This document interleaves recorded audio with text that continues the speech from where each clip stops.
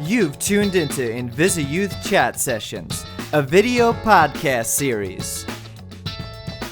Our episode starts right now.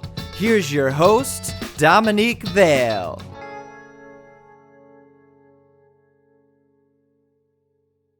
Hello everyone and welcome back to the InvisiYouth Chat Sessions, where you can check in for your dose of stigma-breaking, humor-filling, motivation-loving, life hacks, and empowering tips for all of the medically adultish people in life.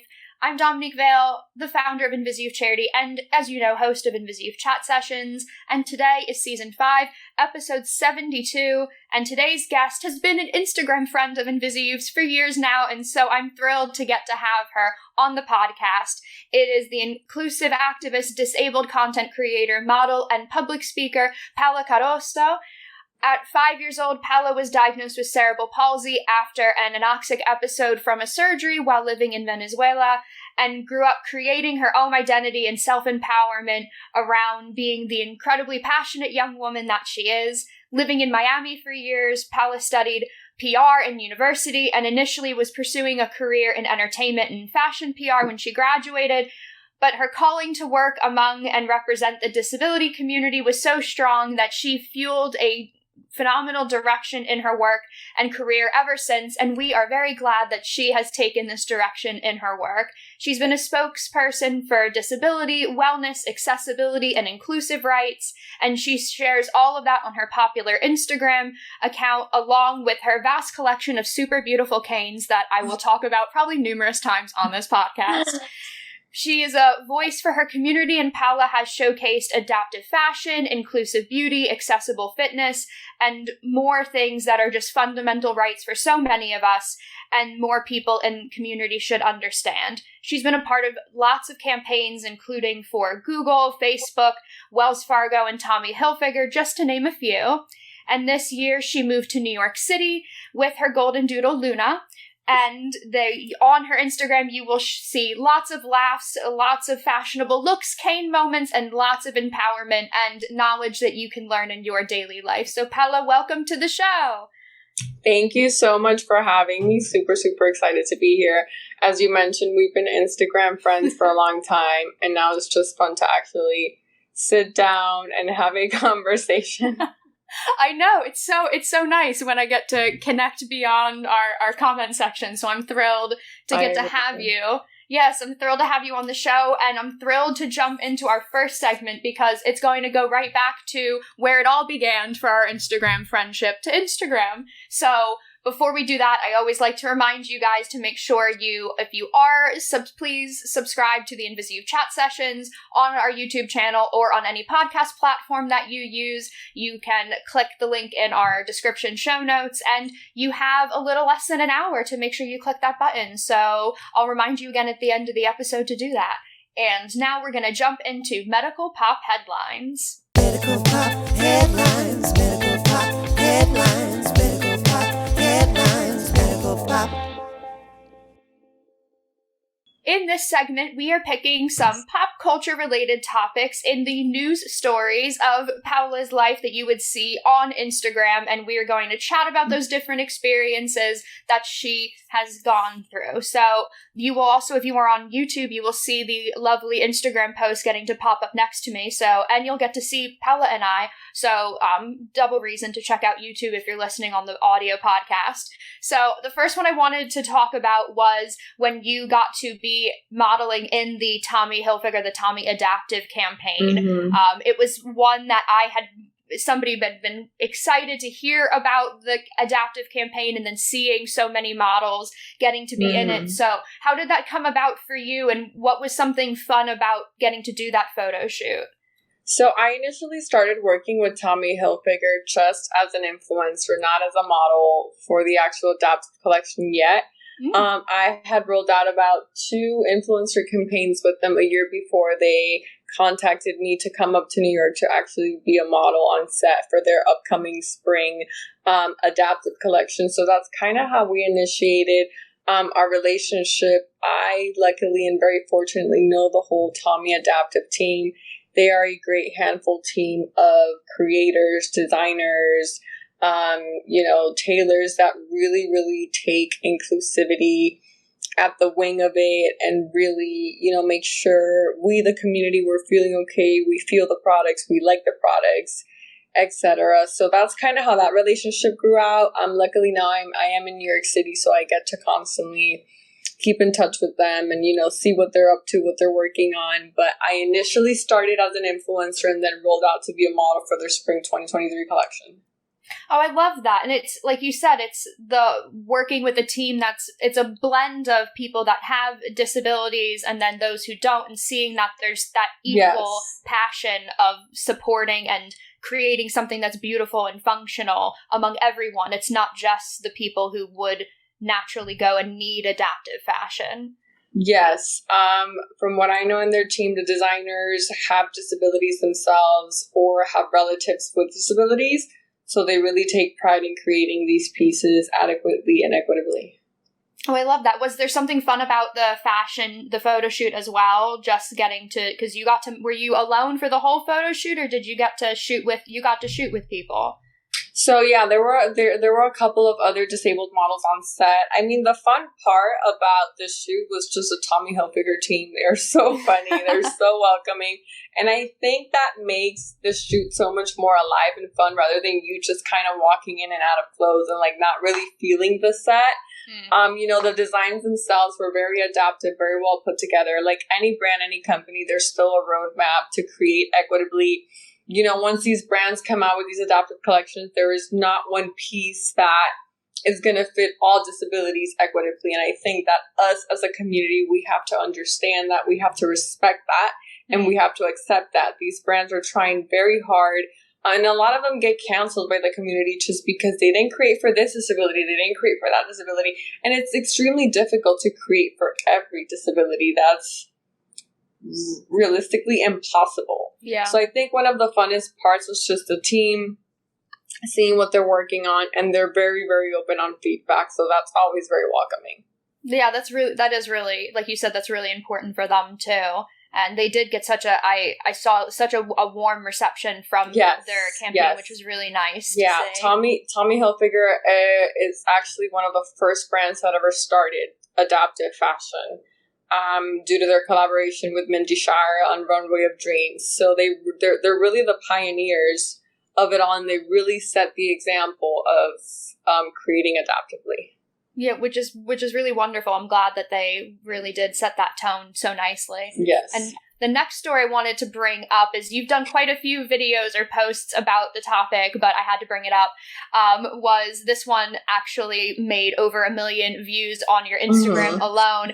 And you do lots of videos talking about dating with disability, and you and I have very similar, more cheeky, kind of sarcastic, humorous tones. So it works perfectly, but I love that you are so open about the fun side of dating, the not so fun side of dating, and that realistic point of it. But is there tips that you would give, or things that have been advice that's been given to you about how to be vulnerable when you're meeting new people, or how do you kind of set that tone for yourself of wanting to share but not wanting to overshare out of the gate, which I know a lot of people can be challenging, of figuring out, especially with an illness or disability, what do I need to tell them, or what do I want to tell them? Totally. So I think it's extremely important that you don't rely on the advice of your friends if they are non-disabled people, because it's going to go completely the opposite way.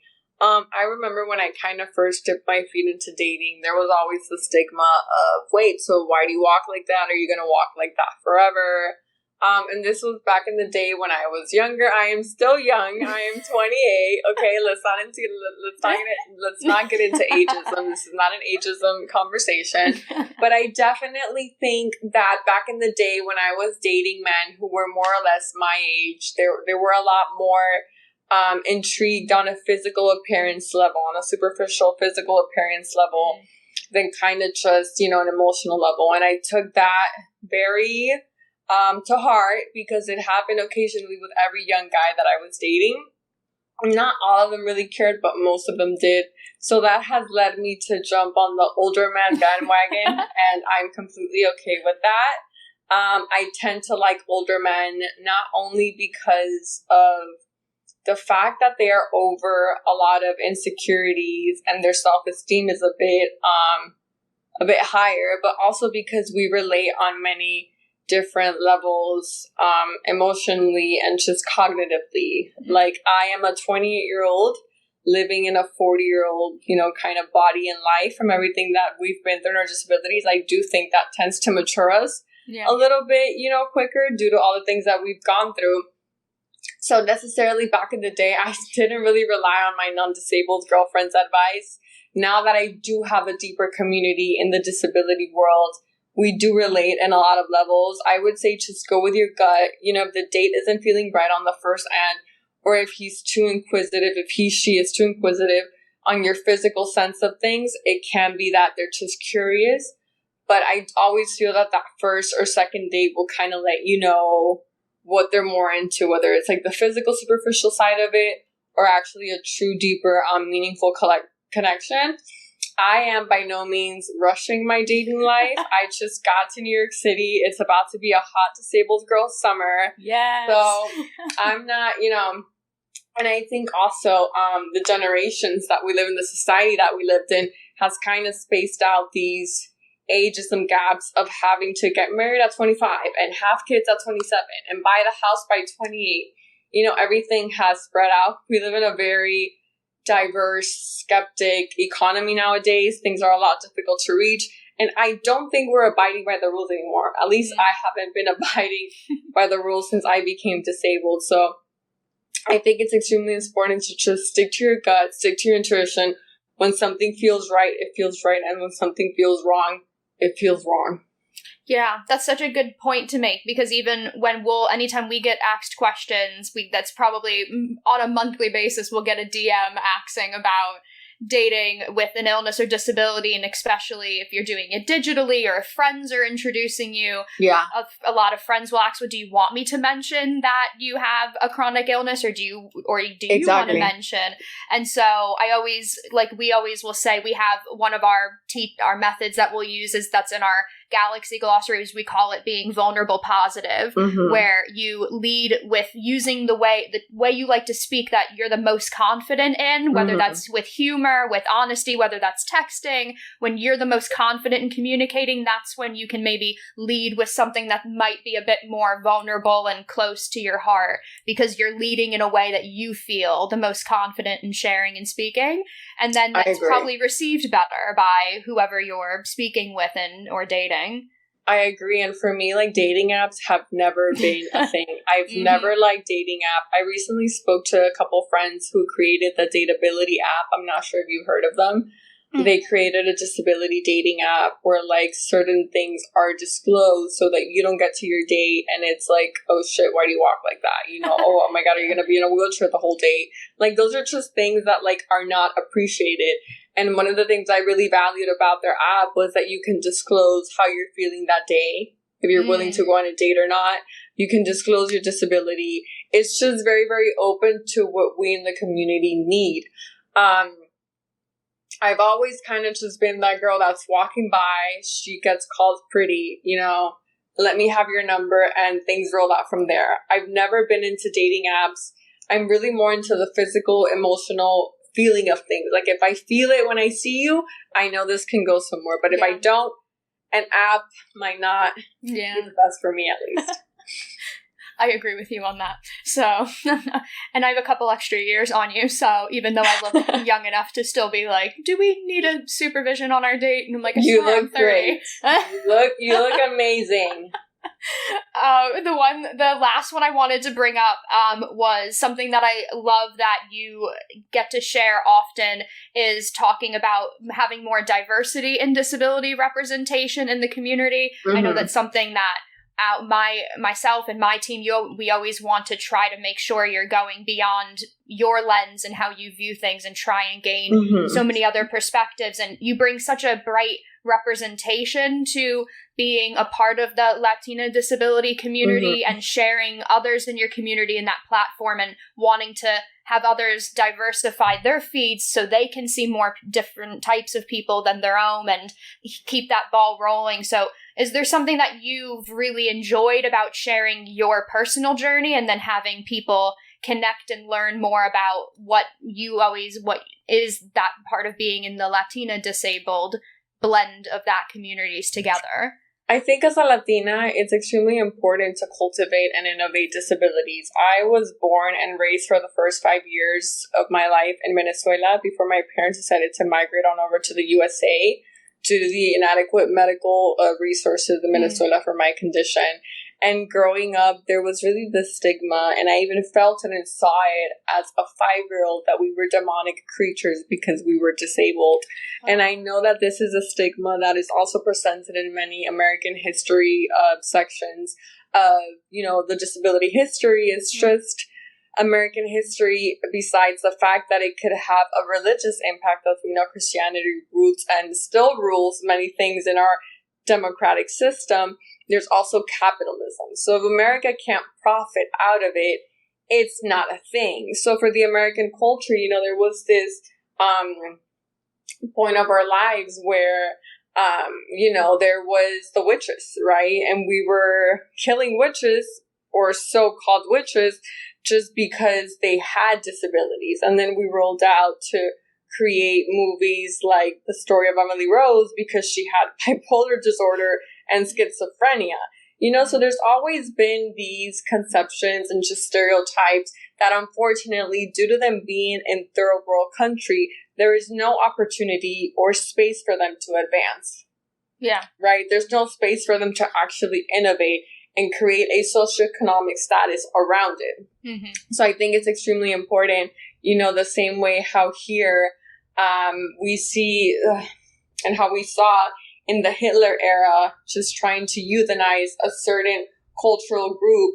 That is essentially what is still going on in third world countries by just not having opportunities for them in the 20th century. Mm-hmm. The Latin community gets extremely excited when they see Latinas, disabled Latinas, queer Latinas, all sorts of, diverse Latinas coming out to speak up because we're showing them that there's a way, even though they can tend to feel that they have no way due to their social status.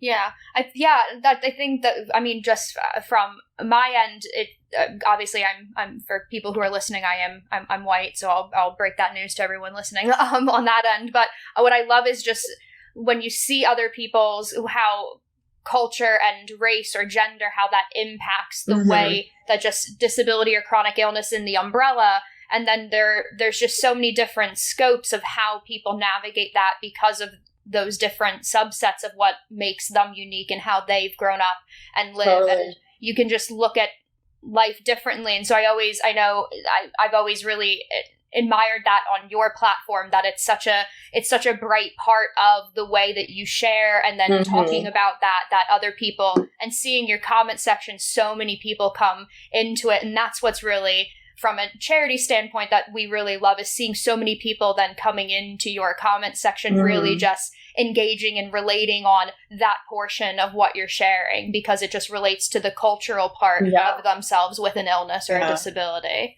Thank you. I always try to create more Spanish content, but it's so difficult to live with a chronic illness, have a booked agenda, and then need to sit to write English and Spanish captions.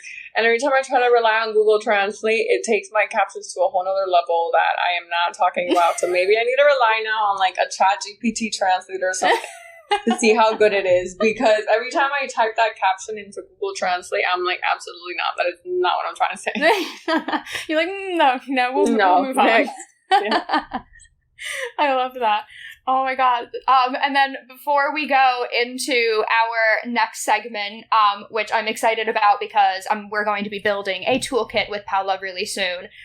You guys might, if you're on YouTube, you would have noticed it being next to me, and I'm wearing them as well. We have our InvisiYouth charity shop. You'll see our Etsy link popping up on the screen. It's also in the description and show notes. It's our way of getting to provide what we call subtle activism in a fun, fashionable way to our community. So as we say, it's always like the Game of Thrones Starbucks cup in the scene where it wasn't meant to be there. It gets that curiosity sparked and gets you guys getting to share about being a part of the chronic illness and disability space in a fun way. So our color block bracelets that are handmade by our volunteers who have chronic illness and disability that help our shop, they are $4. We ship globally for free, and 100% of every sale goes directly towards funding our free resources and programs that we put out every month for this amazing community. So if you would like to buy yourself or someone you love a Subtle Activist color block bracelet, you can head over to our Etsy page for you or someone you care about, or share that link and share our shop. We always appreciate it so much to get support for that and all of our wonderful volunteers who help make them, and they're super fun to wear, so I get to wear them all the time. So now, without further ado, we're going into our next segment, What's in Your Toolkit? What's in your toolkit? What's in your toolkit?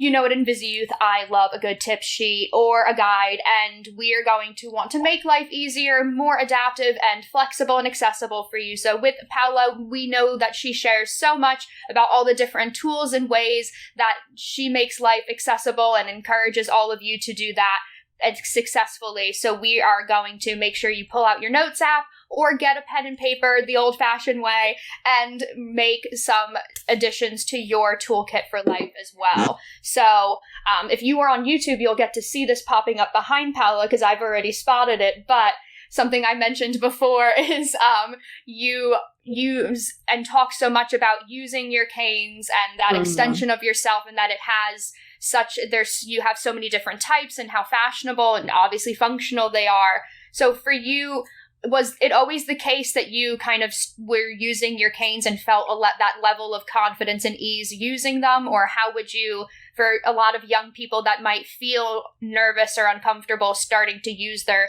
medical accessories or equipment in social settings, how do you kind of help them navigate that kind of nervousness they might feel? So I actually first, when I was diagnosed with a disability, I was diagnosed with cerebral palsy, spastic diplegia. I came out of a quadriplegic state at the age of 5. So I was completely in a wheelchair. And from a wheelchair, I started to engage in different physical therapy rehab centers and, exercises and training. And I was able to get out of the wheelchair onto a 4-wheeled walker. And then from the 4-wheeled walker, my parents' main goal was just to get me independently up and running, walking as independently as I could, so I didn't have to rely on these mobility aids all my life. So from age kind of 16 and onward, I had let go of the walker because I had just gotten a second surgery that really helps me gain independence. But then after graduating from high school and entering college, the buildings were just so far, and my gait could not keep up with it. My gait wasn't just trained for that. As somebody with a disability, your body compensates so differently into the energy levels of your muscles that you use. So my right leg it's a lot more stronger than my left leg, even though it's not visually seen. So at that moment, I remember my dad sat with me and he's like, hey, you might have to use a cane. And I remember getting so upset at myself because I thought I had worked so hard to gain independence. I had worked so hard to just try to maneuver this world on my own. And I came from a wheelchair. Then I went to a walker, and now I felt like I was backtracking in a way back onto a cane. And then I remember he got me a cane from Walgreens. I actually have it here. It's this one that you guys.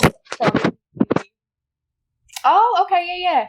There's a whole bunch in there, but it's kind of the that one right there, the grayish one. And I remember I got so mad at him because it was so ugly. I was like, how are you getting me this cane and it's so ugly? Like, I'm a fashion publicist. What is wrong with you? And he was like, well, it's what we have. Like, I Googled fashionable canes and like, there's none. And I'm like, what the hell? Like, what is wrong with you? So I remember I was still in college and I was interning at like this super fashionable editorial house. When I would walk in, I would like hide my cane. I was like, you're not a part of me. Like, I just kind of use you on and off, and that's it. And then I really had a difficult relationship with my cane at first because I wasn't with a physical therapist who taught me how to walk with one. I kind of just got it and started walking with it. And I began to trip a lot and bruise myself with it because like any mobility device or anything that you're not used to facilitating your walking sense with, it's so hard. I was like, when has you seen it? Like, how is this so difficult?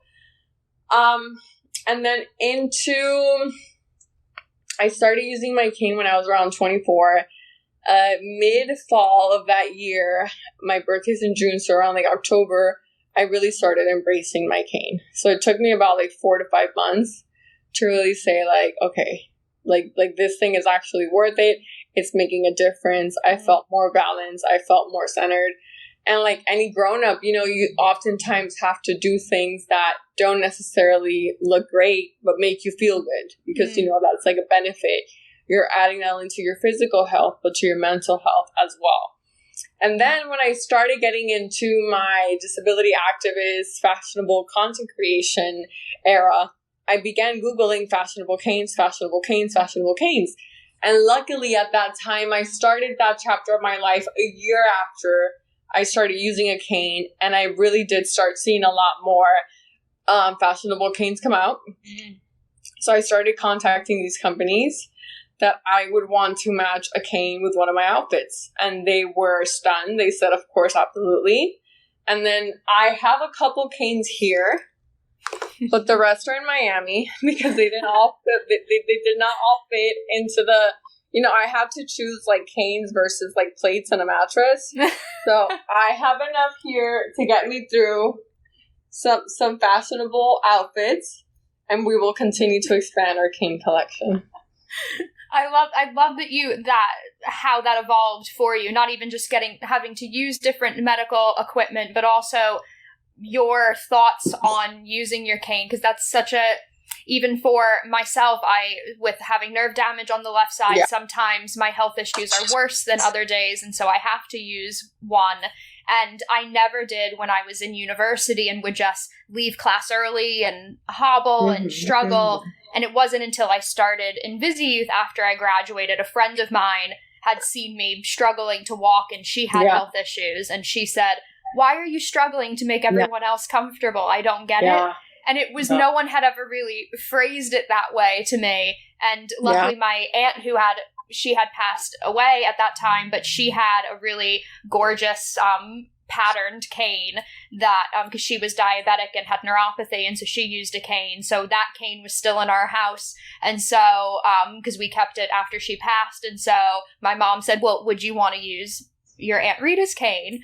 And it was probably the connection of the two. It was super cute looking, so then I felt comfortable. I was like, all right, well, if I have to wear one, at least this works out great. Yeah. Okay. And it was, like you said, when you kind of move past that hurdle of it's for me, like you said, I didn't need to hide it for other people. It was making everything easier for me. And the fashionable part of it is such a benefit that you can, even when you can't, so many young people tricking out their wheelchairs or their walkers themselves because they can't find one that works with what they like or what physically looks good.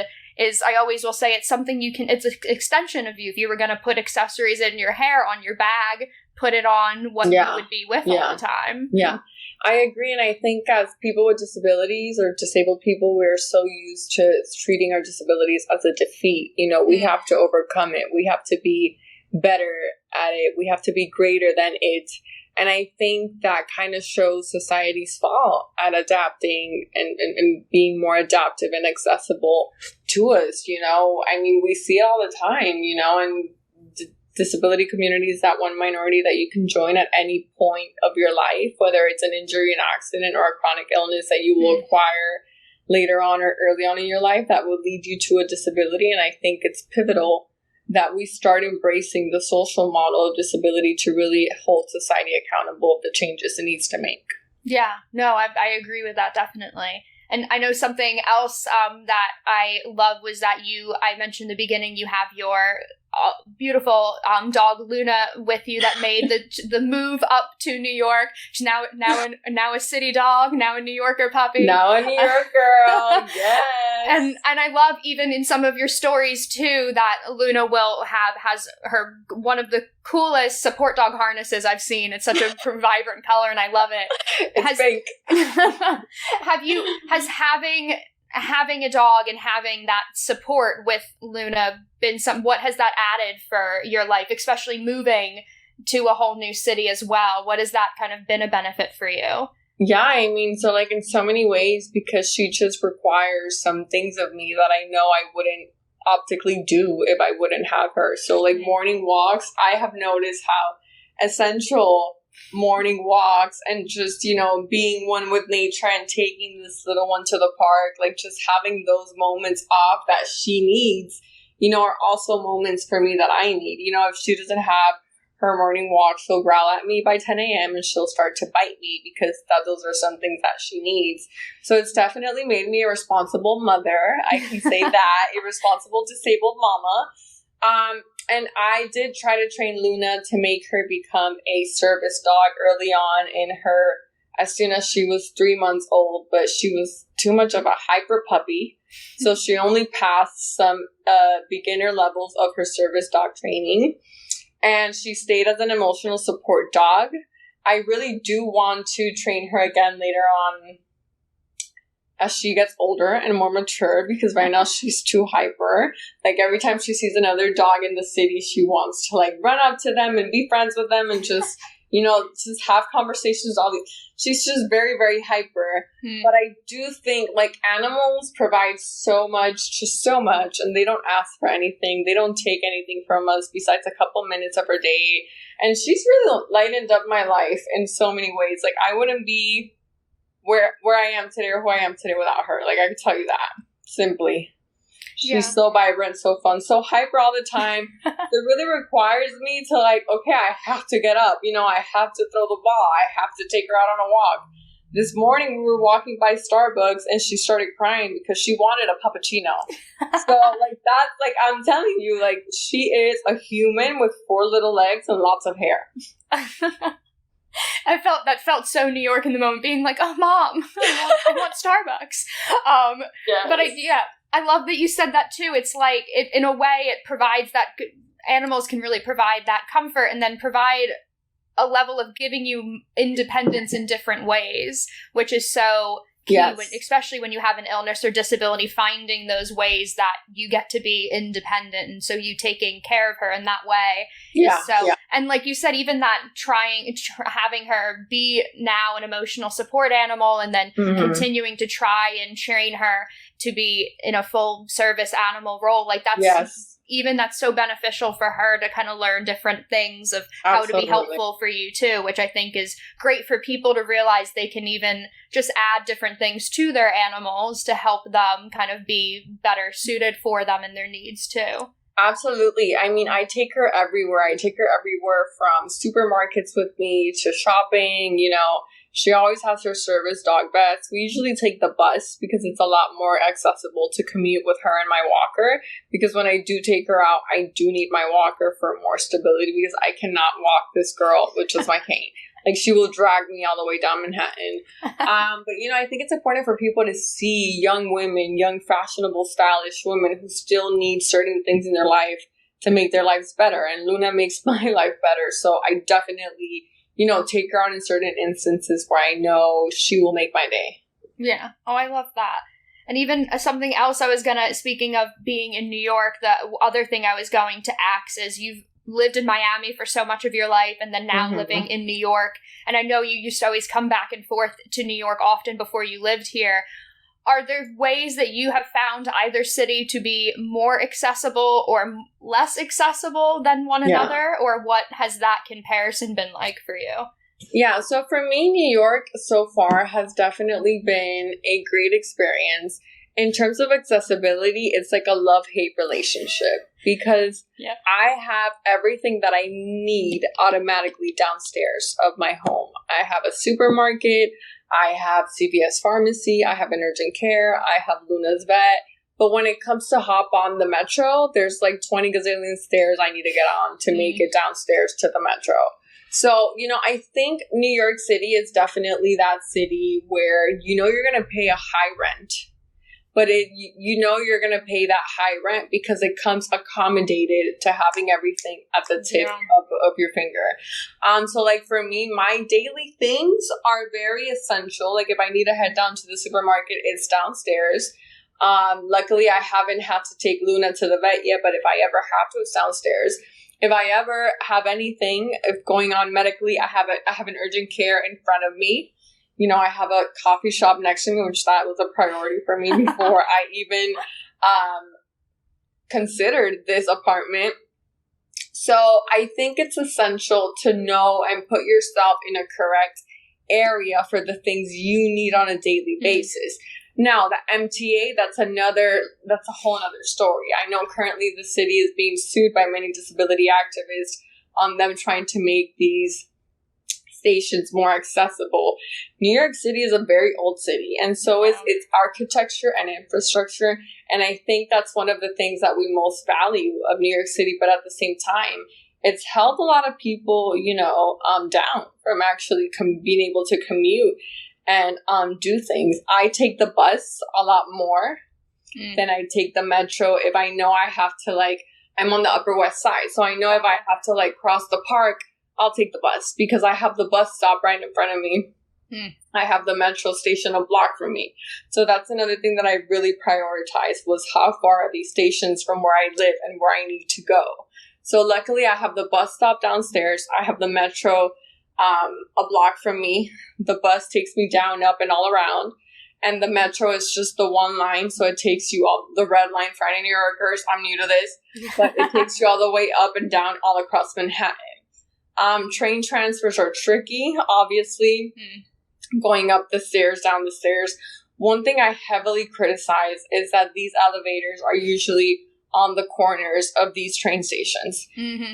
Besides, so sometimes I'll get off and my transfer is to the left. But then the elevator is to the right. All the way down to the right. So why do I have to go all the way down to the right when the transfers of the stations are to the left? So those are certain critiques that architecturally and on an infrastructure level, there weren't any disabled designers behind this. And that's how you know. But other than that, I think it's a city where you can really get around if you want to. In Miami, I needed a car to go everywhere. From my supermarket to Luna's Park, to the mall, to the beach, just everywhere. And that became just dreadful after a while. Having to drive everywhere and drive under that hot blazing sun. It's not fun when you're disabled and when you're, when your body's 75% full of spasticity every day. I will say I'm going to have a snowbird season. I'm not going to be here past January because God knows this Miami girl is not going to deal with snow. Or and cold. It piles up on those sidewalks. It's not happening. I'll probably have Luna here for 2 days as soon as it starts snowing. And then Give her a moment. I'll let her play. I'll let her have her snow experience. Yay, okay, we're going to Miami. Bye. Because the cold and it can be very, very difficult for me. So I imagine piles of snow, cold weather, and me having to get on a metro. And it's not looking cute in my head. So when something does not look cute in my head, it's not happening.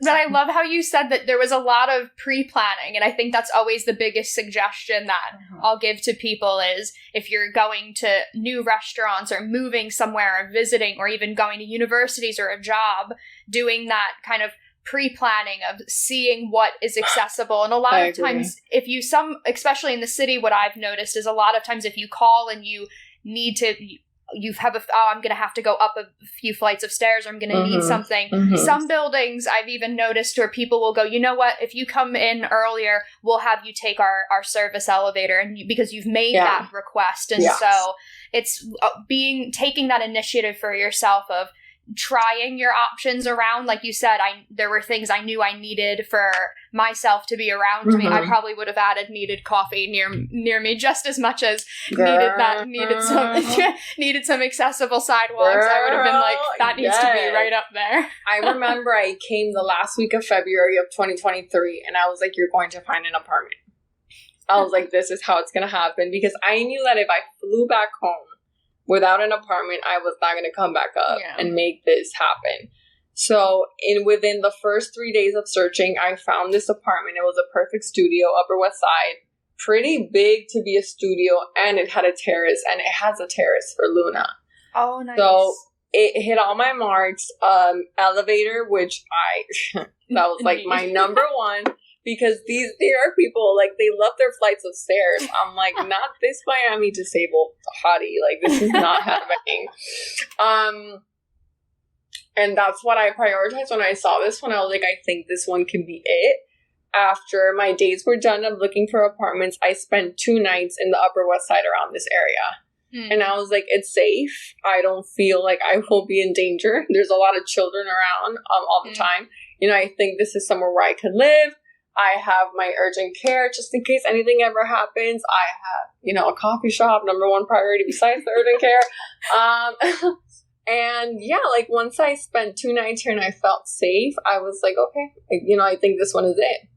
Yeah. But I really think that we have to put ourselves in these areas more than somebody without a disability. You know, whether you're looking to buy or live, like as somebody with a disability, I can guarantee you that you're not going to be out partying every night as somebody who doesn't have a disability, because our bodies are built different. You know, we have chronic pain, we have chronic all sorts of stuff, and it's not our life. So I did that, and I really prioritized like being here at night specifically to see the community. Oh, that's a really good point. Yeah, to see it at all different stages of what it would be. Yeah. And then even before we go into, because I'm excited now hearing some teaser stories of your life. I'm excited for our next segment of what is going to be your life story. But before we get into that, I always like to take our halfway marker to thank everyone for listening and watching InvisiYouth Chat Sessions. As you know, it's one of our digital resources we provide every month, and we always just drop our donate link. You'll see it on the screen. It's in our description and show notes, because 100% of all of our donations go directly towards funding our resources and programming we provide for the young adults with chronic illness and disability that we support at InvisiYouth. So to help keep these programs for free coming every month for so many young people who are really getting to be empowered with them and by them, we thoroughly appreciate your support. So if you can donate or share it and pay it forward and share it to other people who might be able to support on your behalf, that's always thoroughly appreciated. And now we know we're going to everyone's favorite segment, and mine. It is So That One Time. So that one time.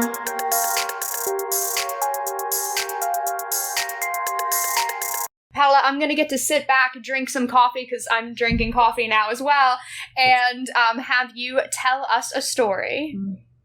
So this is not so much of a story, or maybe many of you will see it as a story, but this is more of just like a life message. I really, really think that we are really in this world for a reason, whether that is for whatever reason you want it to be.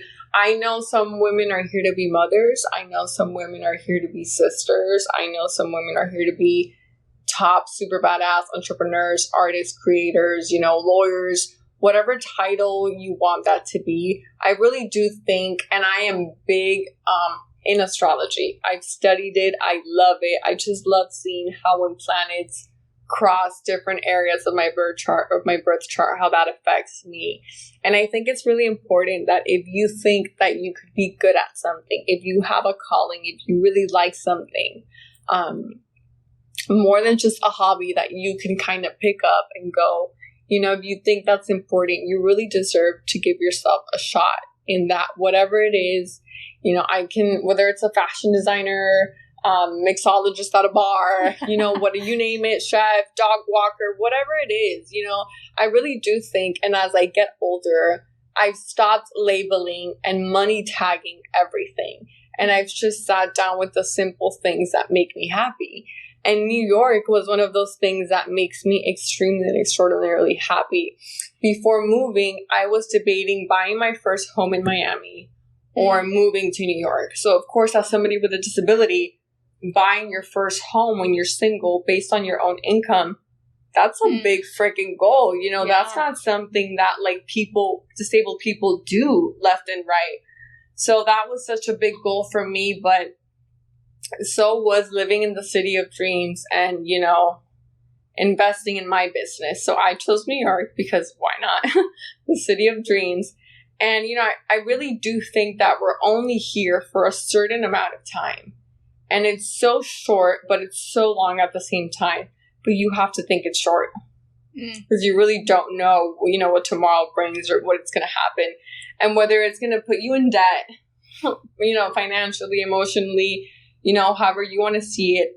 I think you just have to give yourself a shot. You know, I've become a lot much more open and less strict with myself when I became a disability activist because I realized that so many of us were going after the same thing, and it was just creating a more equitable and diverse society. And I think that is what inspires me every day to keep creating content and to keep, you know, working with brands and companies that want to represent disability and tap into the market. But I think it all starts with you. You really defining, you know, what you want and how you want to go about that. And sometimes it's going to take longer than what it takes other people, and sometimes it's going to probably affect you a little bit more than it affects other people. But I think you need to stay in your lane and you need to fight for what you want. Yeah. That's really empowering advice for people to know that, to try to do all the things that make them feel excited or passionate, don't have the what ifs, because although like you'll have enough what ifs when it comes to your health. And so if you can kind of, with yourself and your life and direction, kind of try the things you want to try and do those different things, that empowers you in such a different way. So I love that. Thank you. And I don't think there's ever a right time. Very true. Like anybody ever waiting for like, oh, okay, when I graduate, and oh, okay, like when I make this bag of money, or when I buy my first house. Like, yes, I do understand that we oftentimes need to get things off our plate to make space for other things, but don't rely on that. Yeah. Because the time is never going to be right. The market is never going to be right. People are never going to be right. Yeah. You know, nothing is ever really the right moment or the right time. So, I thoroughly agree with that. And we're also at a perfect age to move to New York. So I was like prime age. So I love that for you as well. And we're going to go into our last segment, which is one of my favorites to do. We're going to do Top Search. Top Search. You got the Top Search. So often people will tell you to Google it, and you know that when it comes to Googling what chronic illness and disability, that infamous autofill can sometimes give you very interesting answers. So we go to a source who is an expert, and we get to ask different questions that we know you guys would be asking. And so now we are going to ask the different questions about sharing lives online, finding that balance, how to create that with an expert like Paula. So I'm excited to get some of these questions answered for you guys. So I know a big thing is you create a lot of content that is created either with brands or for yourself, but you also share about your day and your routine and what's going on. So how do you kind of make that balance of choosing what you want to share and then choosing to share about your daily life?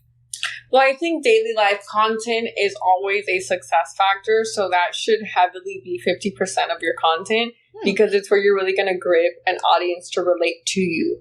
So whether that's like, get ready with me, a day in the life, or what I ate today, what I wore today, you know, just where I went, where Luna went, you know, just simple things that can really relate to people. That should take up 50% of your content because that's kind of like your soul, the soul of your business, the soul of your brand. And that's how these brands will know they can pay you for an ROI. So, like, let's say, for example, if in my daily life I don't show a skincare product, this brand is not going to have a good ROI on paying me to showcase their new eye cream. Mm. But if in my daily content I'm constantly showing my skincare and the creams I'm using and whatever, these brands can know that I am relatively already creating beauty content and that my audience, or a percentage of my audience, is interested in my beauty content. I also think as a creator, you need to niche down to become an expert in specific areas of your content. And my area of expertise is obviously disability and adaptive fashion. Those videos just spiral all the time. They get a lot more views because it's the biggest percentage of my audience. So it's kind of like having a brand. It's kind of like having Ziploc.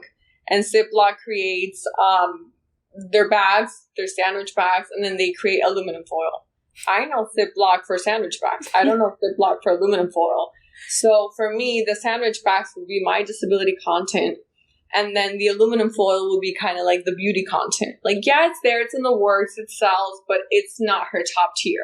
Yeah. I think creators also need to work on creating a series, something where people can go back to their profile because they know it's something that will always be there. Whether that's, like, I remember back in the day, I did a series called Disabled Diaries, which I'm going back into, which were letters that I wrote to my younger self on how to heal with the experiences I lived from a disability.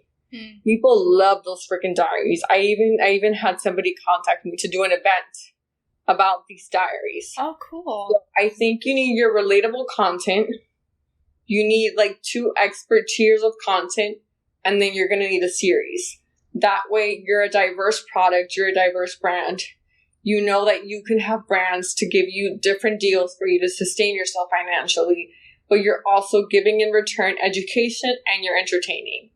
Yeah. I love that because it's even if you take it out, if for a lot of people, if you take it out of, I don't know if I would even be able to do this as a profession or have this be an extra stream of income for me, looking at how you're posting about yourself as you would look at it of how am I going to, what would I want to be my brand or my digital footprint? Because this is your mark being left kind of permanently in the digital space. So to think of it that way, you'll kind of be smarter about things that you might be like, oh, this might not age well in a few years, which is smart because as you looking at it from a branding perspective of yourself, you would kind of push different things aside going, maybe not. So that's smart to kind of look at yourself in that framework and then apply it in that space. And you always have to look at yourself as a brand. Like, look at yourself as, like, I don't know, like Starbucks, right? Like, what do they sell? What's their top seller? Yeah, they're a coffee brand, but they also sell alcoholic beverages. But nobody really knows them for their alcoholic beverage or for, like, their happy hour. Like, I know that here in Chelsea is where they have, like, the winery in the second floor. But besides that, it's not really a market that people genuinely tap into every morning because people aren't drinking wine every morning. They're drinking coffee. Yeah. You know what I'm saying? And putting my fashion publicist hat on, you need that one road where you know you can cultivate different things about your brand.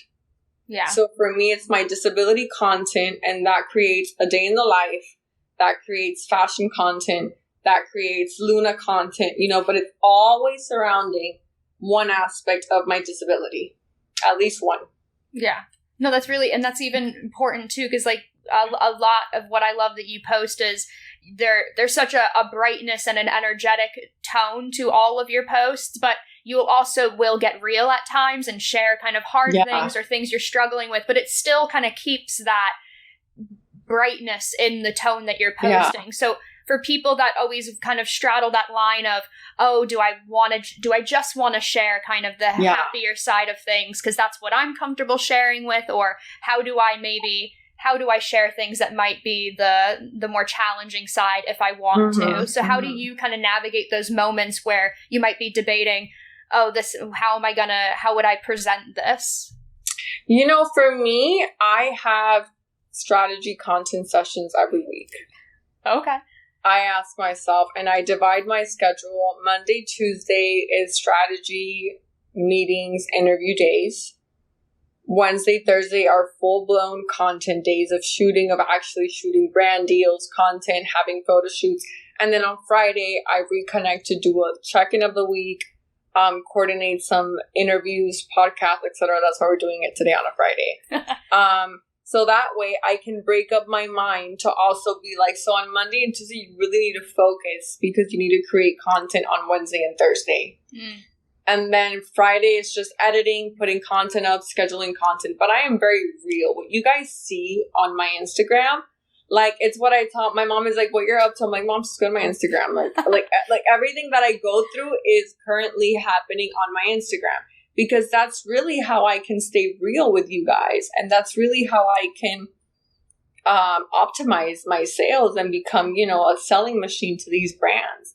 I think we've seen enough of like the fake influencer era. Like these super beautiful luxury haute couture beauty girls aren't a thing anymore because we wanted something that we want to relate to. Yeah, they're beautiful and we love them, but do you look real? Are you real? Can I shoot you a DM and can we chat about something? Those are the things. So for me, it's always just shooting what I'm currently going through.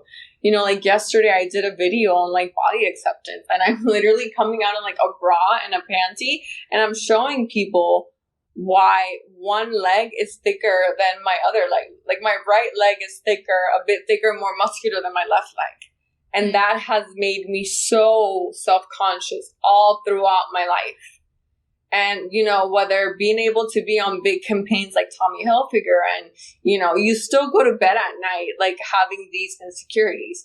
And I think people need to see that I also go through that despite how cool and vibrant my content looks.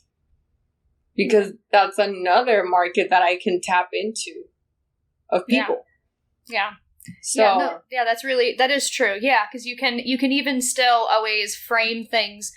You can package things the way you always want to package them and then put different things inside of it. And I think that's a good way of doing that. And like you said, there's always a level of confidence in what you're sharing. Because I would imagine if you're on the fence about it, you would probably hold off on it until you feel a confidence. Totally. Yeah. And I also think it's very important to accommodate your schedule for any woman out there. Because men don't have these issues. Accommodate your work schedule to your menstrual cycle. Okay. Now, I know a lot of us don't have this luxury, but I know you can plan some way around it. So the week before your period, you're going to be dead. And we all know it. We all feel it. The first 2 days, 3 days of your period, you're still dead. And then, 5 to 10 days into it, you're feeling better. You're feeling more vibrant.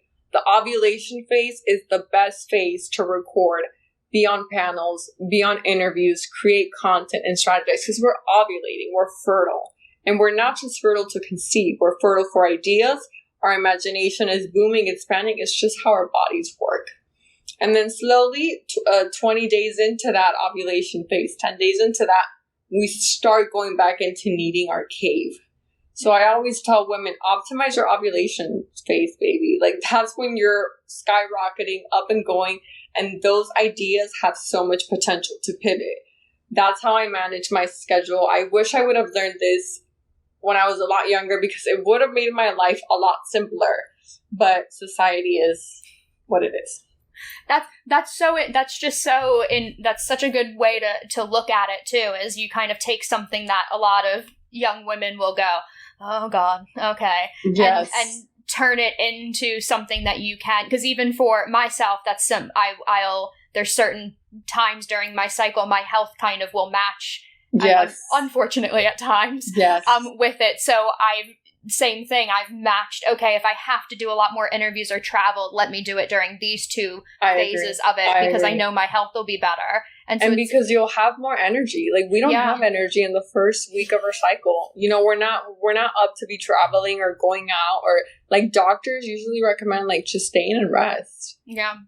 Eat lots of grains and beans that can supplement the energy, but we don't have the energy to be out there like, oh my God, yeah, let's party and let's travel and let's go on a girls trip. Like, no, like we're not there. That's such a that's such a good point to end it on too, is really listening to your body and have it match listening to your work schedule and your personal schedule, as well as kind of let that be the mirror and then kind of frame everything in it. So I think that's a good point for a lot of people to take when they're doing their work or creating their content. Paula, I had so much fun chatting with you. I looked and I was like, oh my God, we're at the end. I can't believe we're at the end already. So I want to make sure everyone can find you on social media and find everything that you're doing. So where can they connect with you? You guys can follow me, connect with me, chat with me on Pauzzo, Pauzzzo. That's with another O on TikTok because somebody took my handle. But you can find me there. I am usually quick to answer DMs, but if I'm not, be patient. I'm probably having a bad chronic pain day, but you can find me there. Perfect. And we're going to have all of Paula's links in our description and show notes so you can connect with her and find all of the fun content. I know you guys will love it just as much as we have. And as always, you can find InvisiYouth on Twitter, Instagram, Facebook, and YouTube at InvisiYouth, and the InvisiYouth Chat Sessions podcast, where all podcasts can be listened to. And make sure you subscribe everywhere you are on that. And again, thank you so much, Paula, for being on the episode, and I will speak to everyone else soon. Bye, everybody. Thank you. Bye.